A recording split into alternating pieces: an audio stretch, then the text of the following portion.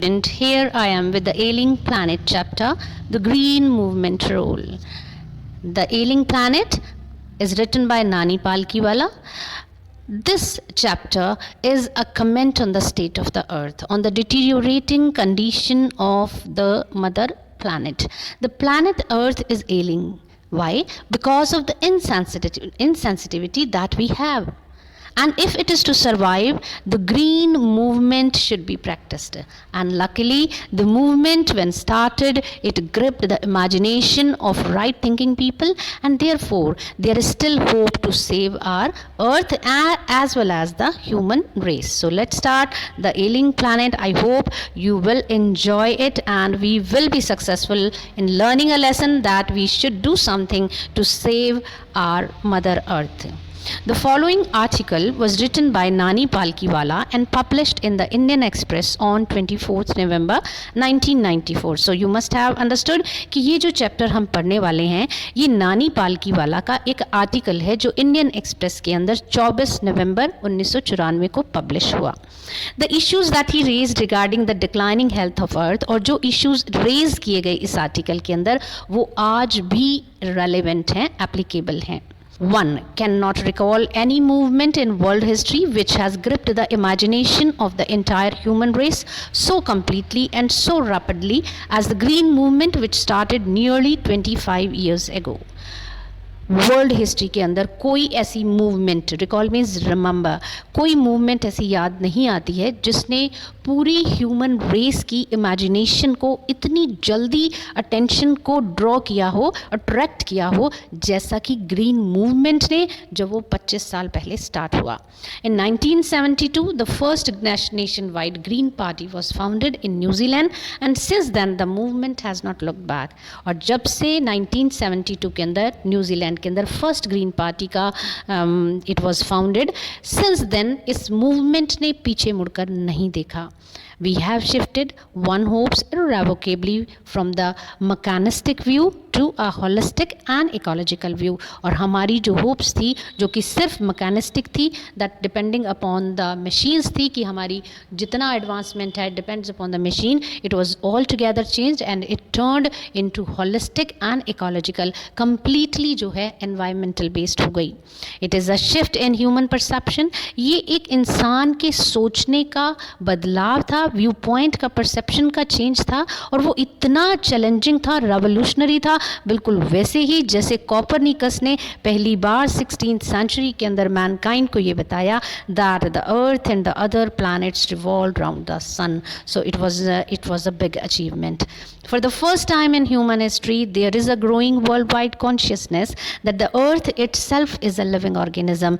पहली बार human history के अंदर एक consciousness arise हुई, एक जागरूकता आई हमारी धरती के लिए कि हमारी ज़मीन जो है वो भी एक जिंदा ऑर्गेनिज्म है, लिविंग ऑर्गेनिज्म, बिल्कुल हमारी तरह, an enormous being of which we are parts, और हम उस लिविंग ऑर्गेनिज्म के हिस्से हैं.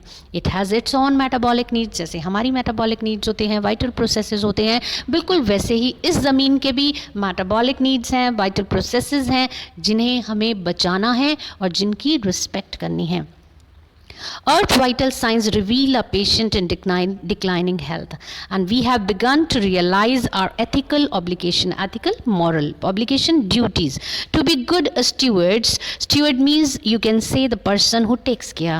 So we have begun to realize earth के जो vital signs हैं वो क्या शो करते हैं कि हमारी ज़मीन एक पेशेंट है जिसकी हेल्थ लगातार गिर रही है, और हम ये महसूस करने लगे हैं हमारी मॉरल ड्यूटी क्या है कि हमें एक अच्छे केयर टेकर बनना है इस ज़मीन का, और responsible trustee means a person who is the owner of a place in the sharing with the others also. So responsible trustees caretakers का ही एक पार्ट कह सकते हैं हम इसको, और हम जो हैं एक गुड स्टूवर्ड हैं. और when I talk about the steward, I used to say कि हम इस ज़मीन के एक चौकीदार हैं और रिस्पॉन्सिबल ट्रस्टी हैं of the legacy to future generation, एक ऐसी विरासत के जो कि आने वाली जनरेशंस की है. So the concept of sustainable development, sustainable means involving the use of natural resources without harming the environment. हमें ऐसी डेवलपमेंट चाहिए जिसमें हमने अपने एनवायरनमेंट को बिल्कुल भी हार्म नहीं करना है. So this concept was popularized in 1987 by the World Commission on Environment and Development. You are supposed to underline this. In its report, it defined the idea as development. Sustainable development क्या है? जब world commission on environment ने इसे popularise किया तो उन्होंने इसे define किया कि एक ऐसी development that meets the needs of the present, जो आज की ज़रूरतों को पूरा करता है without compromising the ability of future generation to meet their needs. बिना किसी कॉम्प्रोमाइज़ के, यानी कि वो फ्यूचर जनरेशन की जो एबिलिटी की नीड्स को पूरा करने की जो एबिलिटी है इस ज़मीन के अंदर, एनवायरनमेंट के अंदर, उससे बिना कोई हार्म पहुंचाए हमने अपनी ज़रूरतों को पूरा करना है. Without that is without stripping the natural world of resources future generation would need, यानी कि हमने अपने प्राकृतिक संसाधनों को बचा कर रखना है हमारे आने वाले जनरेशन्स के लिए. In the zoo, very you can say interesting part incident is given. In the zoo at Lusaka, Zambia, there is a cage where the notice read. एक zoo है लुसाका के अंदर जो कि जाम्बिया के अंदर है. वहाँ पर एक केज है, पिंजरा है, जिसके अंदर एक नोटिस लगा हुआ है. The world most dangerous animal inside the cage. There is okay, what is the notice? कि the world most dangerous animal. और जब आप पिंजरे के अंदर देखते हैं कि कौन सा डेंजरस एनिमल है, कोई एनिमल नहीं है, सिर्फ एक मिरर है जिसमें आप अपने आप को देख सकते हैं. आई होप कि आपको समझ आ गया होगा कि इस वर्ल्ड का सबसे डेंजरस एनिमल कौन है? हम हैं. Thanks to the effort of a number of agencies in different countries. और धन्यवाद है उन लोगों का, उन एजेंसीज़ का जो कि डिफरेंट कंट्रीज़ के अंदर काम कर रही हैं, जिन्होंने a new awareness has down upon means come upon, कि एक नई अवेयरनेस जो है इस मोस्ट डेंजरस एनिमल को आ गई है, समझ आ गई है, और उसने रियलाइज़ कर लिया है the wisdom of shifting from a system based on domination to one based on partnership. कि उसे ये समझ आ गई है कि जो एक समझदारी आ गई है, बुद्धि आ गई है कि हमारा सिस्टम अब डोमिनेशन का नहीं है कि I have the right on this, so I can use this natural resource in my own way because I have the money और I can use in my own way. No, this one is based upon partnership. यानी कि जो भी natural resources हैं वो सिर्फ किसी की एक सोल जो है ऑनरशिप के अंदर नहीं आता, वो पार्टनरशिप में आता है, डोमिनेशन के अंदर नहीं आता. Scientists have catalogued about 1.4 million living species with which mankind shares the earth. Scientist ने क्लासीफाई किया है कि लगभग 1.4 मिलियन लिविंग स्पीसीज़ हैं जिनके साथ जो मैनकाइंड है, इंसान है, इस ज़मीन को बांटता है. It means despite mankind 1.4 million living species are surviving on this earth. Estimates vary means difference widely as regard the still uncatalogued living species. 1.4 million living species वो स्पीशीज़ हैं जो कैटलॉग के अंदर आ गए, लिस्ट के अंदर आ गए, लेकिन जो एस्टिमेशन है वो बहुत डिफरेंट है, यानी कि वेरी करता है, अलग अलग हैं. जब हम बात करते हैं ऐसी लिविंग स्पीशीज़ की जो कि अभी उस कैटलॉग के अंदर, लिस्ट के अंदर आई ही नहीं. और biologist reckon that about 3 to 100 million other living species still languish unnamed in ignominious darkness. Ignominious means shameful, causing public disgrace. Here ignominious means hateful, and languish means forced to stay or suffer. Reckon means estimate. So biologist का जो estimation है वो ये है कि 3 to 100 million other living species हैं जो आज भी किसी अंधेरे में गुम हैं और वो हमारे सामने हमारी लिस्ट के अंदर नहीं आए हैं. So it is not only 1.4 million, many more are living species living on this earth. I hope you understood this till now what we have read. Okay, let's continue. One of the early international commissions which dealt inter alia means interconnected with the question of ecology and environment was the Brundtland Commission. एक और international commission है जो कि ecology और environment से belong करता है, वो है Brundtland Commission which had a distinguished Indian as one of the member. उनमें एक Indian member भी थे, Mr. L.K. Jha. The first Brundtland report raised the question, जो पहली रिपोर्ट उन्होंने पेश की, ब्रैंडन रिपोर्ट जो थी, उसके अंदर उन्होंने एक क्वेश्चन रेज किया, बहुत सुंदर क्वेश्चन है and thoughtful question, thought provoking question है. Are we to leave our successor means the coming generation, a scorched means burning one, planet of advancing desert, impoverished landscapes and ailing environment? Are we to leave our successors means क्या हम अपने आने वाली generations के लिए एक जला हुआ प्लैनेट छोड़ेंगे? ऑफ एडवांसिंग डेजर्ट, जिनके डेजर्ट जो हैं, रेगिस्तान जो हैं वो बढ़ते जा रहे हैं, लैंडस्केप जो हैं उनके अंदर क्वालिटी नहीं है और एनवायरनमेंट जो है वो पोल्यूटेड है.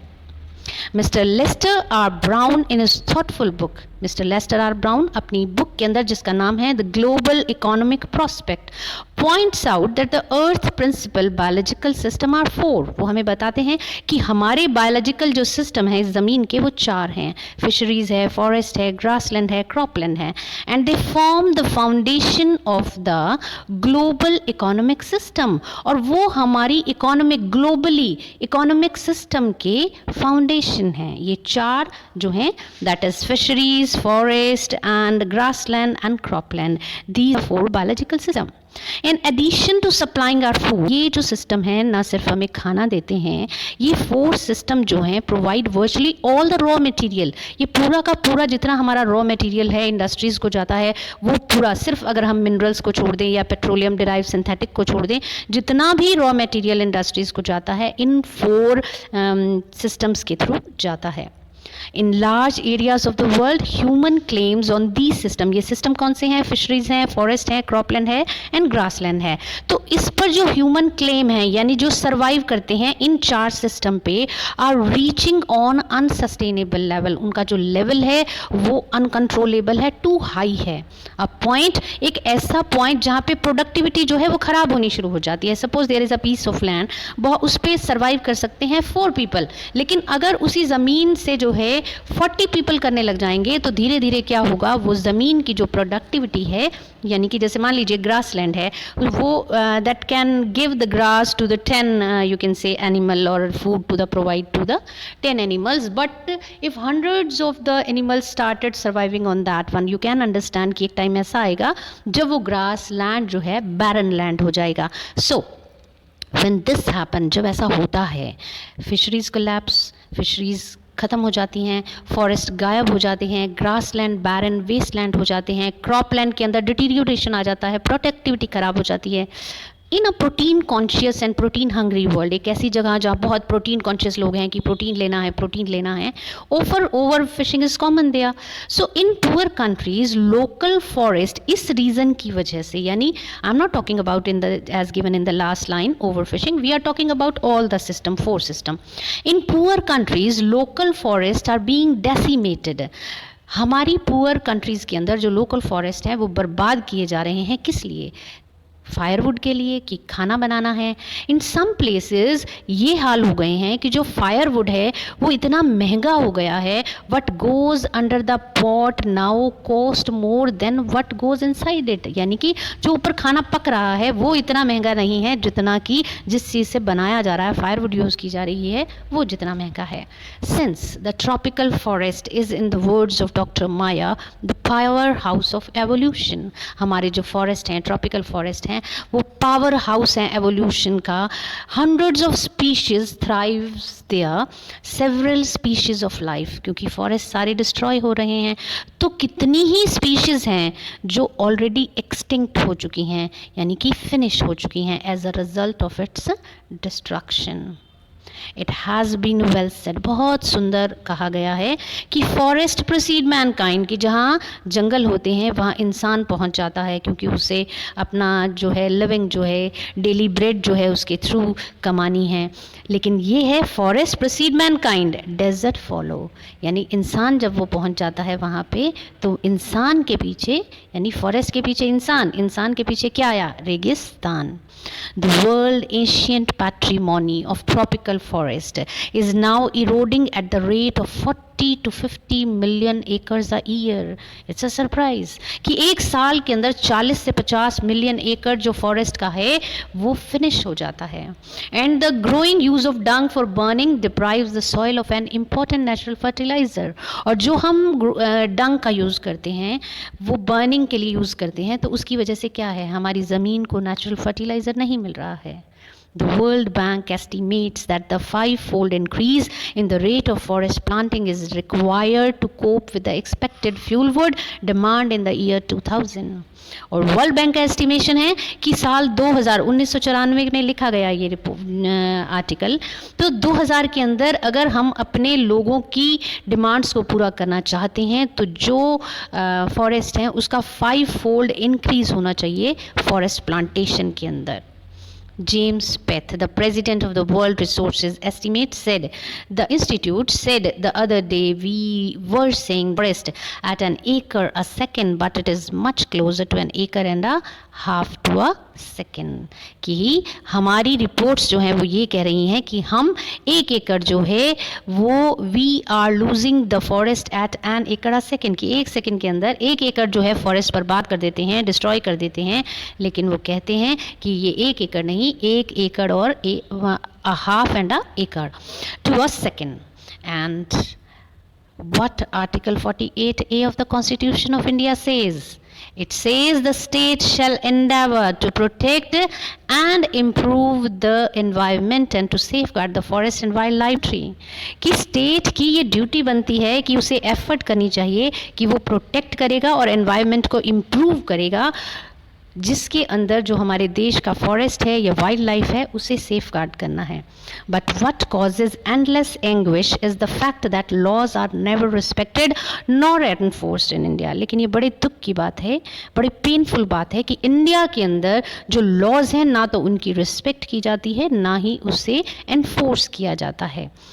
For instance, the Constitution says that casteism, untouchability and bonded labor shall be abolished. जैसा कि ये कहा गया है कि casteism और untouchability या जो bonded labor है, बंधुआ मजदूर है, छुआछात है, casteism है, जातिवाद है, ये सब abolished है इंडियन कॉन्स्टिट्यूशन के अंदर से। But still these are flourishing shamelessly in India even after the years of independence.